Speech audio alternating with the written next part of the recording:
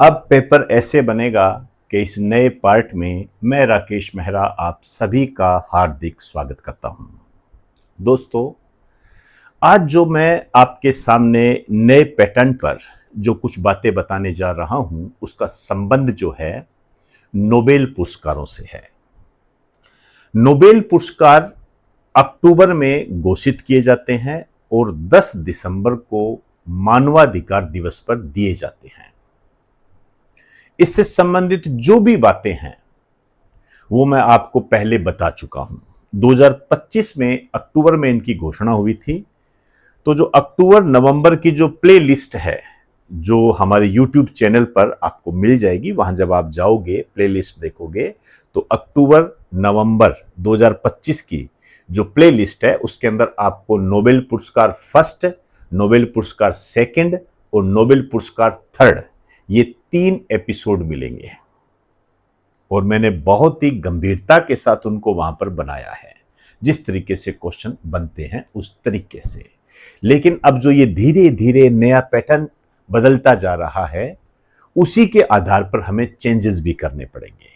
हमें भी चेंजेस करने पड़ेंगे और आपको भी चेंजेस करने पड़ेंगे अपने पढ़ने के तरीके में।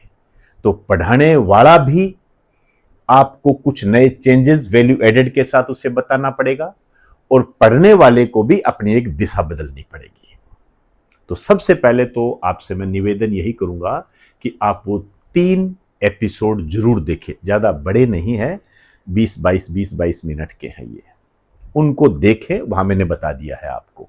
अब उसमें जो वैल्यू एडेड है वो मैं आपको इसलिए करा रहा हूं क्योंकि नए पैटर्न पर कुछ नई बातें हमारे सामने आई हैं।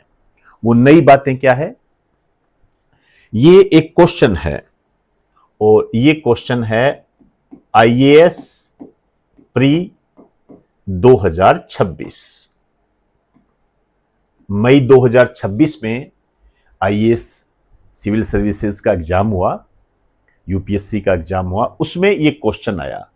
उस क्वेश्चन को आधार बनाकर मैंने इसमें कुछ वैल्यू एडेड किया है और आपको मैं इससे और कौन से क्वेश्चंस निकल सकते हैं उन पर बात करने जा रहा हूं। इन्होंने क्या क्वेश्चन पूछा है नोबेल पुरस्कारों के संबंध में? एक्स का जन्म यूके में हुआ, उन्हें 2025 में नोबेल पुरस्कार प्रदान किया गया। एक्स का जन्म यूके में हुआ, उन्हें 2025 में नोबेल पुरस्कार प्रदान किया गया। जब इस पुरस्कार की घोषणा की गई तब वे एक अमेरिकी विश्वविद्यालय में प्रोफेसर थे। एक्स को पहचानिए। अब देखिए, आपके सामने ये क्वेश्चन है, नीचे ऑप्शंस दे रखे हैं। क्वेश्चन गहराई वाला है, नो डाउट। आपकी तैयारी बहुत ज्यादा अच्छी हो इसकी डिमांड करता है। तो इसका अर्थ हम क्या निकालें?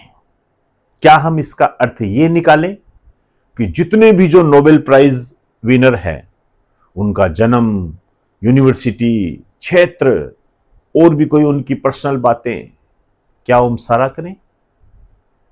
नहीं, ये गलत हो जाता है, ये तरीका गलत हो जाता है। हमें जो देखना है, जो क्वेश्चन आ चुका है उस क्वेश्चन से हम कैसे कर सकते हैं। जैसे मैं आपको एग्जांपल के तौर पर इस क्वेश्चन को जो लिया है वो, अब इन्होंने जन्म और यूनिवर्सिटी को हाईलाइट किया है। इन्होंने कोई शांति का नोबेल पुरस्कार, फिजिक्स, केमिस्ट्री कुछ नहीं पूछा। उन्होंने कहा हमें तो बताओ। ये नो डाउट अंदरूनी क्वेश्चन है, ये हर कोई स्टूडेंट कर भी नहीं सकता, लेकिन आया है तो इसका पोस्टमार्टम तो करना पड़ेगा ना, तभी तो हम आने वाली भर्ती परीक्षाओं में अपना प्रदर्शन कर पाएंगे। तो मैंने यहां पर एक टेबल बनाई है, जन्म यहां से लिया मैंने और यूनिवर्सिटी। इसके साथ साथ मैंने अपनी तरफ से इसके अंदर जोड़ा है क्षेत्र, मतलब किस क्षेत्र में इनको नोबेल प्राइज मिला। जैसे सबसे पहला ऑप्शन ए जो है वो है मिशेल एच डेवोरेट। मिशेल एच डेवोरेट, इनका जन्म हुआ पेरिस में, यूनिवर्सिटी अमेरिकी विश्वविद्यालय फिजिक्स। तो आप देख सकते हो एक्स का जन्म यूके में हुआ, तो इनका जन्म तो फ्रांस में हुआ, पेरिस में हुआ। इस कारण से ये तो सही नहीं हो सकता, ये ऑप्शन तो गलत है, ये तो इसका आंसर नहीं हो सकता। लेकिन यहां पर ऐसे भी तो क्वेश्चन बन सकता है, एक्स का जन्म पेरिस में हुआ, उन्हें 2025 में नोबेल प्रदान किया गया। जब इस पुरस्कार की घोषणा की गई तब वे एक अमेरिकी विश्वविद्यालय में प्रोफेसर थे। एक्स को पहचानिए। बन सकता है ना, इतना तो आप समझते हो। तब इसका आंसर ये हो जाएगा। तो एक क्वेश्चन हमने यहां से बाहर निकाल लिया। दूसरा, रिचर्ड रॉबसन, इनका जन्म यूके में हुआ, मेलबर्न यूनिवर्सिटी ऑस्ट्रेलिया के उससे संबंधित है, और केमिस्ट्री के क्षेत्र में इन्हें नोबेल मिला। अब आपसे पूछा जा सकता है, एक्स का जन्म यूके में हुआ, उन्हें 2025 में नोबेल पुरस्कार प्रदान किया गया। जब इस पुरस्कार की घोषणा हुई तब वे मेलबर्न यूनिवर्सिटी में प्रोफेसर थे। एक्स को पहचानिए, तो इसका आंसर ये हो जाएगा, क्योंकि हमें करना ऐसे ही पड़ेगा। ऐसे तो 15 विनर है, अब इस 15 विनर में जन्म, यूनिवर्सिटी कैसे याद कर लोगे? मैं तो इस तरीके को नहीं मानता, क्योंकि यह तरीका तो गलत हो जाएगा। ऐसे तो बहुत लंबी लिस्ट बन जाएगी। फिर क्या नोबेल पुरस्कारों को ही याद करके एग्जाम क्लियर करना, ऐसे तो पॉसिबल नहीं है। अब इसमें क्या है, कई बार क्या होता है, जैसे मान लीजिए हमारे पास जो पढ़ा हुआ है वो हमें नहीं आया, लेकिन हमने 4 पढ़े हैं, 5 पढ़े हैं, उनमें से 2 भी आ गए, मैं ज्यादा नहीं कह रहा, 2 भी आ गए, तो ऑप्शन को काटने की टेक्निक के माध्यम से जैसे क्वेश्चन को सोल्व कर सकते हैं वैसे तो किया जा सकता है, वो तो हो सकता है। तो उसी आधार पर आपने करना है। मैं आपको 15-20 लोगों के जन्म और यूनिवर्सिटी को याद करने की इजाजत नहीं दे सकता, माफी चाहूंगा। इसलिए आपको इस नए पैटर्न को फॉलो करना चाहिए और बेहतरीन तरीके से, स्मार्ट तरीके से तैयारी करनी चाहिए, तभी आप अपने एग्जाम को क्लियर करने में सफल होंगे। नहीं तो आप चाहे 15-20 लिस्ट याद कर लीजिए, पीडीएफ याद कर लीजिए, कुछ भी कर लीजिए, इससे मुझे नहीं लगता कि कोई प्रभाव पड़ेगा। आपके कोई पड़ता है तो आप अपने हिसाब से, अपने रिस्क पे ये कर सकते हो, क्योंकि समय आपका है, भविष्य आपका है और आपका अपना जीवन है।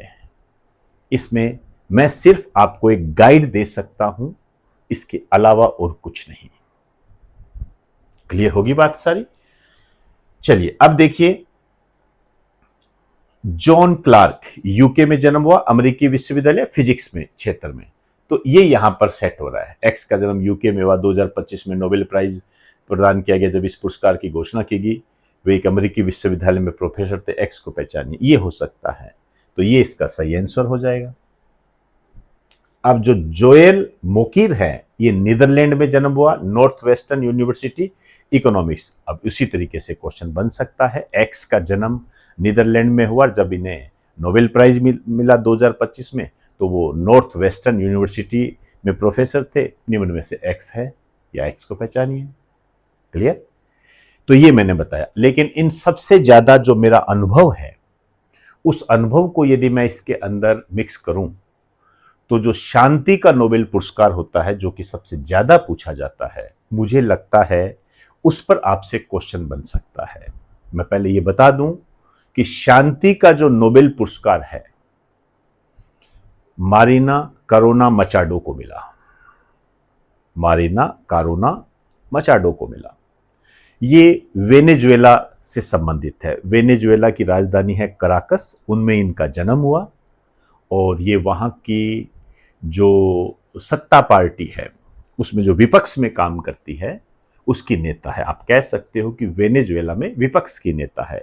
लोकतांत्रिक अधिकारों की रक्षा के लिए ये आंदोलन करती है, इसके अलावा उनकी रक्षा को बढ़ावा देती है। इसी को देखते हुए ने शांति का नोबेल प्राइज मिला। वैसे भी इंपॉर्टेंट होता है, लेकिन आप जानते हो निकोलस मादुरे का नाम सुना है? निकोलस मादुरे, वो वेनेजुएला के राष्ट्रपति थे। याद कीजिए, उन्हें बेडरूम से ही अमेरिका ने उठा लिया था, तब ये चर्चा में आई थी कि ये राष्ट्रपति बनेगी, कार्यवाहक राष्ट्रपति बनेगी, लेकिन नहीं बनी, वो एक अलग बात है, लेकिन तब चर्चा में रही थी। ये क्यों बनेगी? क्योंकि लोकसभा, वहां पर जो विपक्ष की नेता है, ये लोकतांत्रिक अधिकारों के लिए काम करती है, वो तब ये खूब चर्चा में रही। इस कारण से ये इंपॉर्टेंट बन जाता है, और वैसे भी शांति का नोबेल पुरस्कार पूछा जाता है। तो यहां पर कैसे क्वेश्चन बनेगा इस पर? एक्स का जन्म वेनेजुएला में हुआ, उन्हें 2025 में नोबेल पुरस्कार प्रदान किया गया। जब इस पुरस्कार की घोषणा की गई, तब वे वेनेजुएला में विपक्ष की नेता थी या था। एक्स को पहचानिए। ए ऑप्शन है जॉन क्लार्क, बी ऑप्शन है मिशेल एंड डेवोरेट, सी ऑप्शन है जोएल मोकिर, और डी ऑप्शन है मारिया कोरिना मचाडो। तो इसका आंसर क्या हो जाएगा? Maria Corina Machado. शांति का नोबेल पुरस्कार 2025 इन्हें मिला है।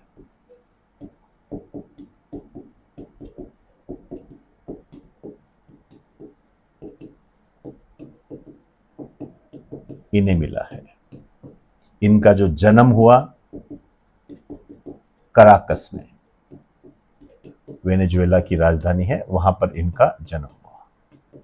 ये वेनेजुएला में विपक्ष की नेता है, ओपोजिशन लीडर है, लोकतांत्रिक अधिकारों को बढ़ावा देने का ये काम करती है। तो दोस्तों, क्वेश्चन इस तरीके से नए पैटर्न पर आपके बन सकते हैं। तो इजाजत चाहूंगा। आप सभी को नमस्कार। Best of luck.